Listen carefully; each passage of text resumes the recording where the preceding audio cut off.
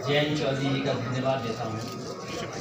और लगातार हम लोग मुजफ्फरनगर के बाद साथ चल रहे हैं। जो उत्साह, जो जोश, जो समर्थन मिल रहा है, मैं ये कह सकता हूँ कि परिवर्तन होना निश्चित है और उत्तर प्रदेश में इस बार बदलाव होना तय है। जिस समय हम लोगों ने यहाँ पे बहुत ही ऐतिहासिक रैली का कार्यक्रम किया था, उस समय भी मैंने कहा था कि पश्चिम में भारतीय जनता पार्टी का सूरज हमेशा के लिए डूब जाएगा। इसलिए मैं कह रहा हूं, और जो जन समर्थन जिस तरीके का दिखाई दे रहा है, पूरा का पूरा पहले चरण से सफाया होना तय है। आज जब हम लोग मेरठ में हैं, सबसे पहले मैं इस क्रांतिकारी धरती को प्रणाम करता हूं। आजादी की पहली लड़ाई और आजादी की पहली हुंकार अगर कहीं से उठी थी तो वही मेरठ की धरती से उठी। इस धरती ने और आसपास के इलाके ने बहुत ही महान नेताओं का जन्म दिया है। आज हम चौधरी चरण सिंह जी को भी याद करते हैं। उन्होंने इस देश के किसानों को एक राजनीतिक सोच और दिशा देने का काम किया। 1970 और बाद के दशक में अगर किसानों को मजबूत बनाने के लिए, किसानों को आर्थिक रूप से मजबूत बनाने के लिए और उनका सशक्तिकरण अगर किसी ने शुरुआत की थी तो इस देश के प्रधानमंत्री रहे चौधरी चरण सिंह जी ने किया था। जहां चौधरी चरण सिंह जी के लिए किसान किसी जाति धर्म का हो, वो किसान था। और आज मैं पुनः उस बात को दोहराता हूं कि चौधरी चरण सिंह जी को भारत रत्न मिलना चाहिए। वो न केवल उनका सम्मान होगा बल्कि पूरे के पूरे किसानों का सम्मान होगा।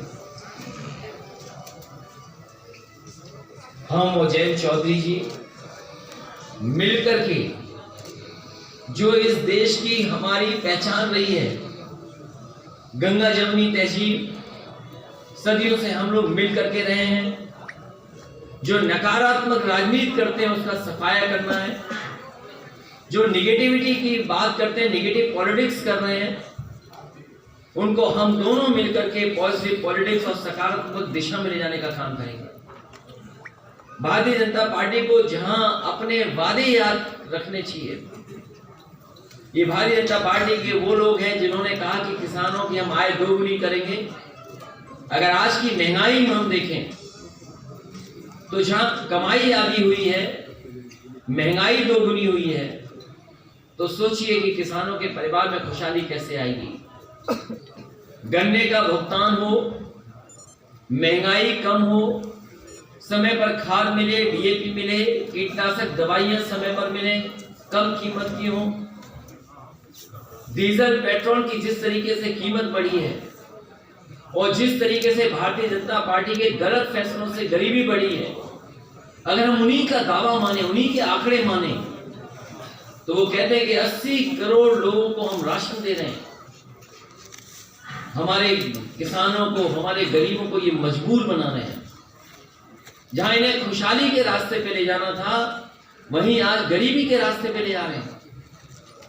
नौजवान के हाथ में नौकरी रोजगार नहीं है, न कारखाने लगे, न उद्योग लगे।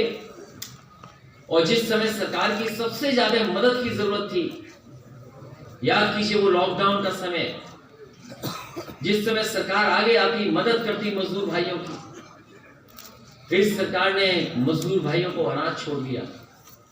वो यहीं से पैदल पैदल अपने घर पहुंचे, बड़ी संख्या में लोगों की जान भी गई। और फिर जब कोरोना का समय आया, मेरठ के पत्रकार और मेरठ की जनता से बेहतर कौन जानता होगा, न सरकार दवाई दे पाई, न बिस्तर दे पाई।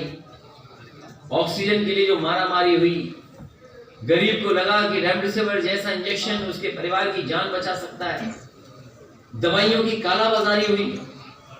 और जिस सरकार को मदद करनी चाहिए थी वो सरकार दिखाई नहीं दी, सरकार कहीं थी। इसलिए समाजवादी पार्टी ने तय किया है आने वाले समय में गन्ना किसानों का क्षेत्र है। जब जब समाजवादी सरकार आई है किसानों की भलाई के लिए काम हुआ, किसानों के हित में काम हुआ है।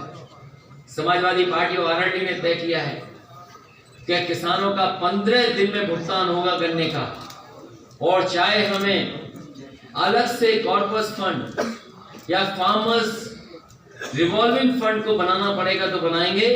किसानों को किसी भी चीनी मिल के सामने धरने पर और सरकार के सामने धरने पर नहीं बैठना पड़ेगा।